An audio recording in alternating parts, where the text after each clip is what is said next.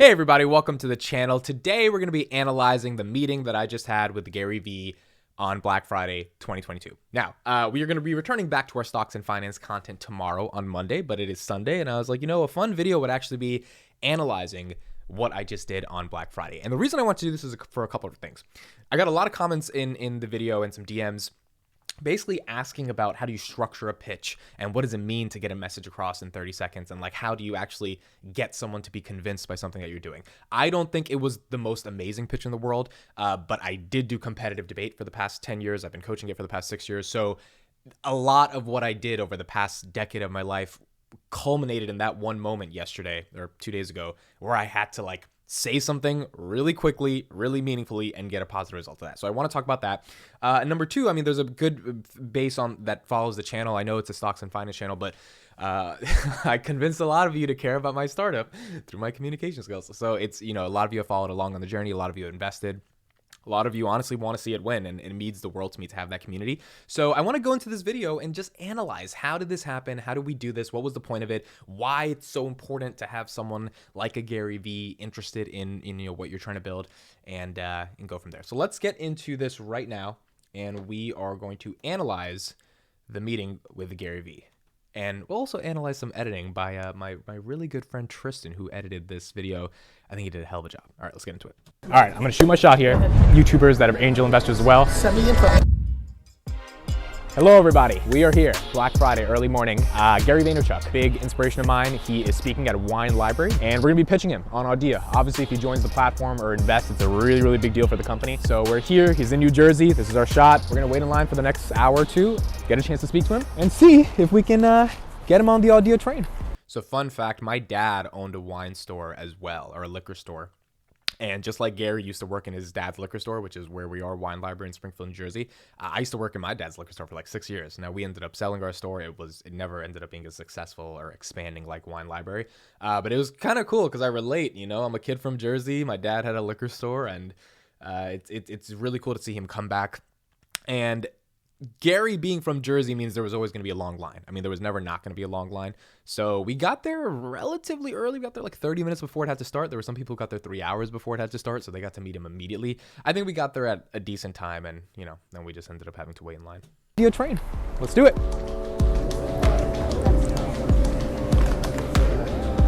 It is a long line, probably guessing at least another hour. And we're here. I'm excited. Got to pitch to a couple of people on the line, and we're gonna go in for pitching with Gary.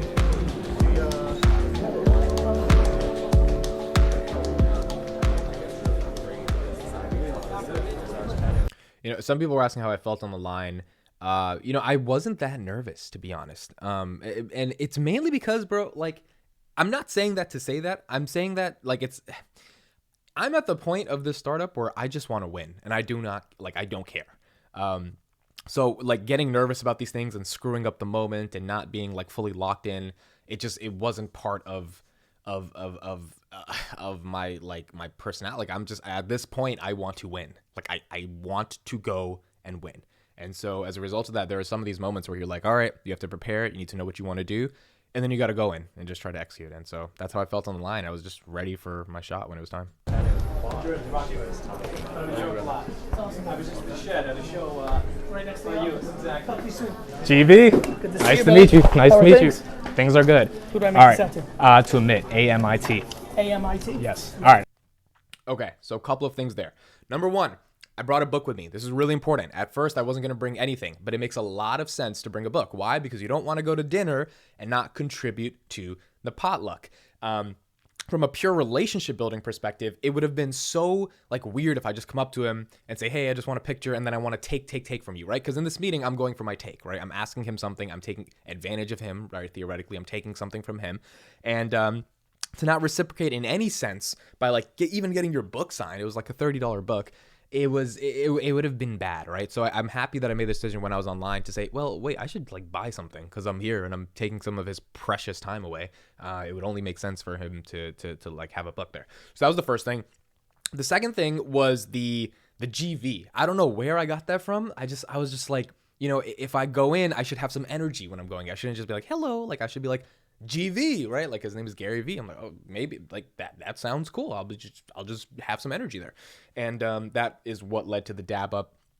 And then we got to, kind of shake hands. The one thing I hated that happened was when I was like, all right, before he said, who should I make this out for? Because as soon as I said GV and he was like, how are things? And I was, things are good.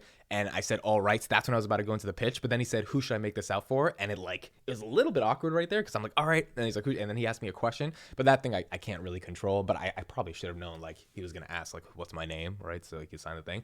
But outside of that, I think so far it was going okay. Yes. All right, I'm going to shoot my shot here. I have a startup, 25 years old. We just finished raising $300,000 from angels last month. It's in the audio space. Okay, that was a big deal, bro.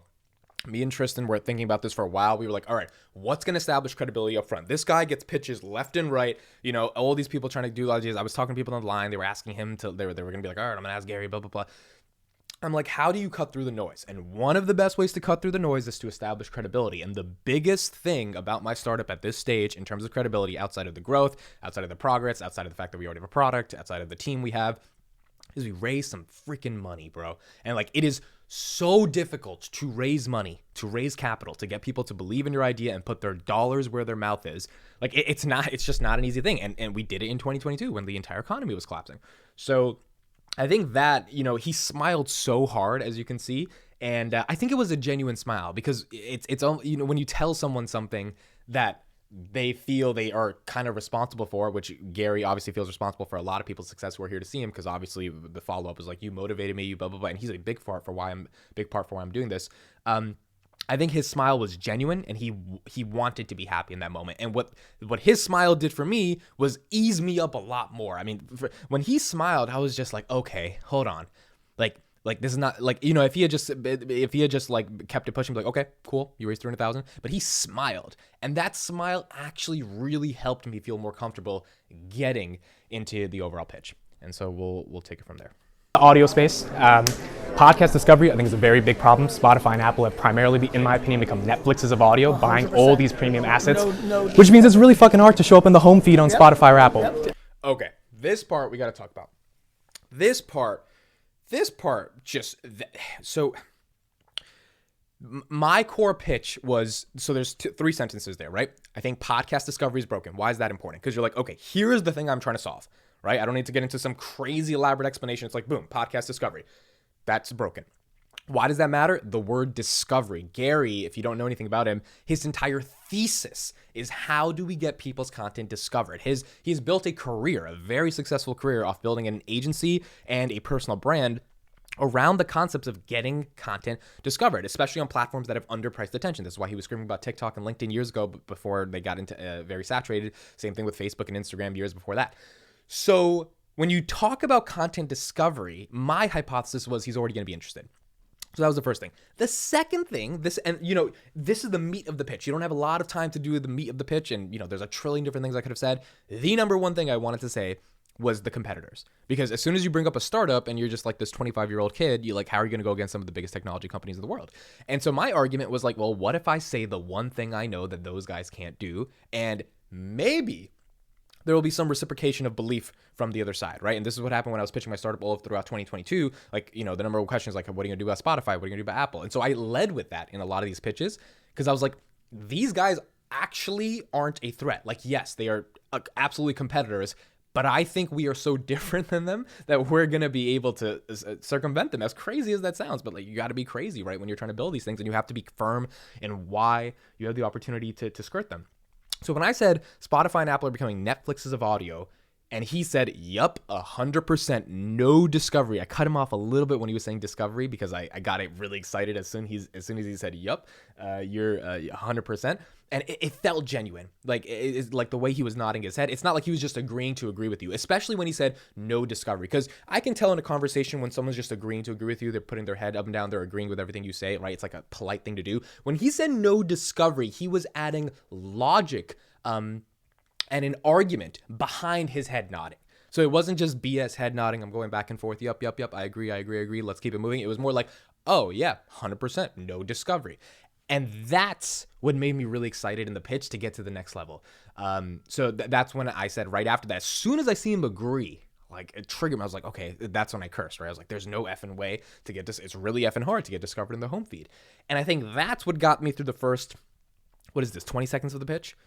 State the problem. State the core thing that's wrong in the industry, right? What is happening that the other guys can't solve? Because everyone has an investor like, well, why can't YouTube do it? Why can't they do it? Like, so I'd be like, hey, this is why they can't do this.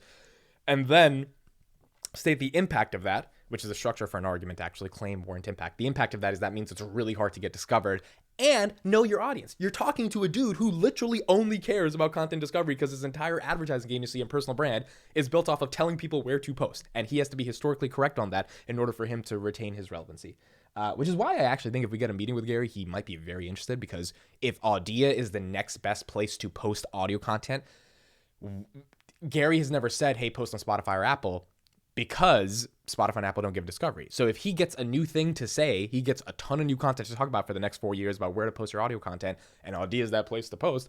I mean, this might be a really, really good thing for him in terms of content, and obviously a really great thing for us if he endorses the platform. All right, let's continue. Fire Apple. Yep. I know you preach like make video clips on TikTok, Instagram for promoting your podcast. That's really difficult. It's just really competitive. Agreed. We created Audia. It's trying to become the YouTube of audio, where anyone can show up in a feed organically, algorithmically, to get organic discovery at scale. It has 3,000 users, site's growing 50% month over month. We got some pretty big YouTubers that are angel investors as well. Send me info. Okay, so a couple of things here. This is when I get into the problem with what he says. Now, I don't think this was the best thing to do, but I think it was good. So I said, like, I know you preach, make all these clips on YouTube, blah, blah, blah, blah, blah, but it's really competitive. I don't know what I could have replaced that with to make it even better, to be honest, because I got to say that, and I got to say the next part, that we are trying to build a YouTube of audio where anyone can get discovered organically in a feed. Again, speaking his language, he cares about organic discovery, he cares about underpriced attention.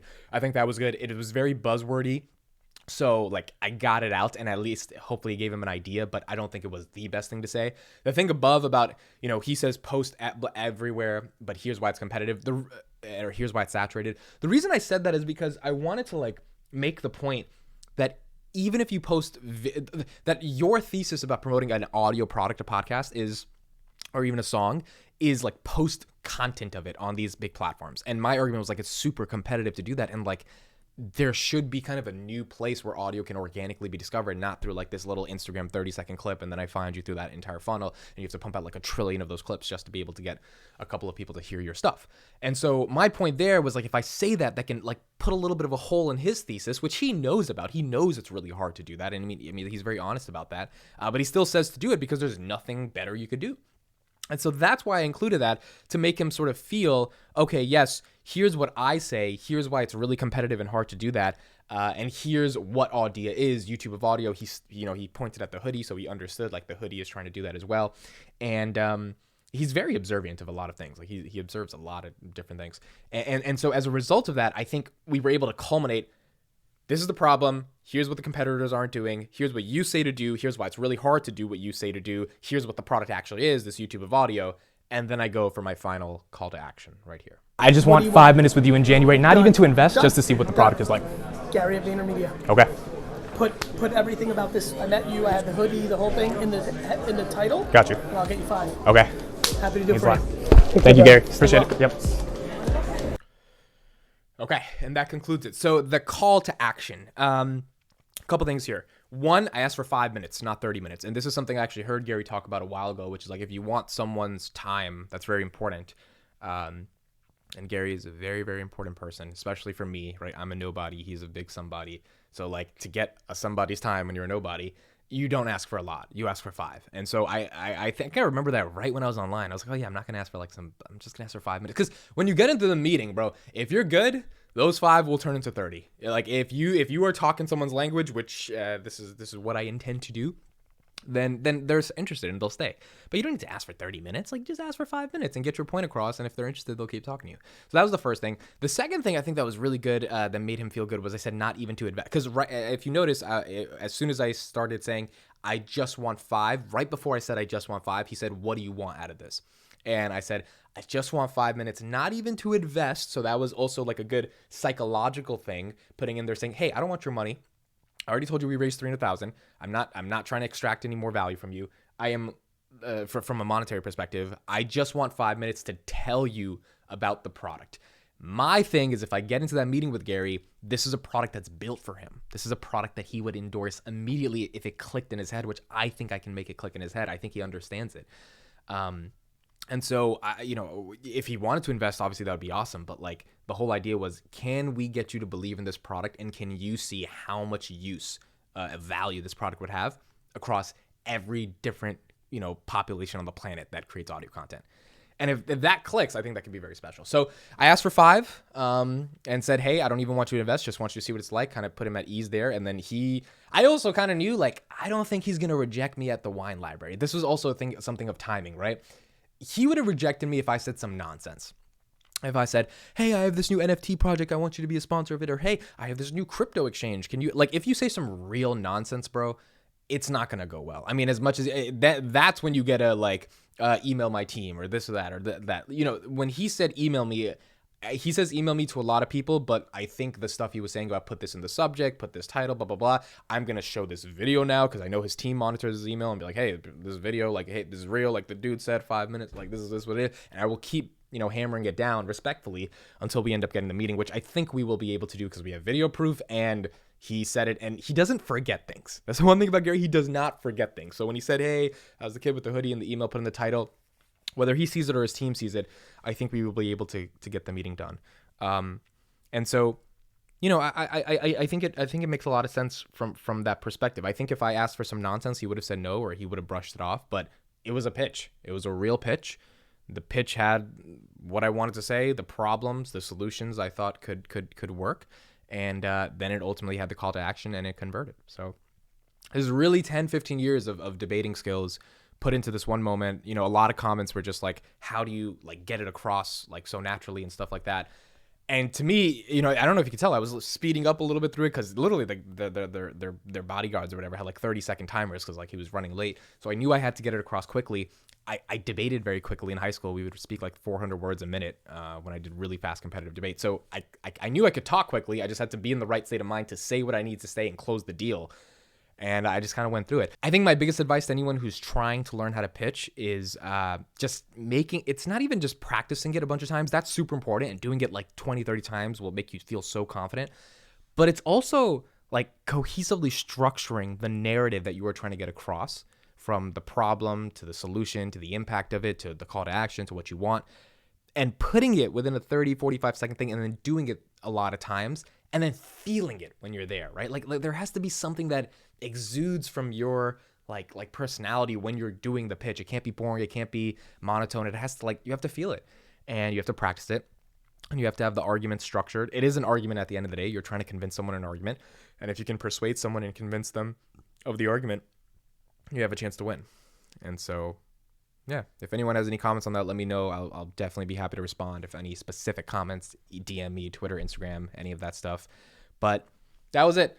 That was the pitch with Gary. Now we got to confirm this meeting. And if we can confirm this meeting with a growing product and a growing user base and a growing everything, I think he gets interested, especially because it's before it's blown up, right? Like that's where you want to get in the ball game because, that's where you get the most returns. And that's where you get the most leverage from a discovery perspective when there's just not that many people using the platform. I think he'll understand that. And I got to make this meeting happen now. So thank you all for staying on the journey. Long video Sunday. Hope you guys are having a great Sunday. Hope you guys had a great Thanksgiving weekend. The journey goes on. Let's keep it moving. Thank you guys. Bye.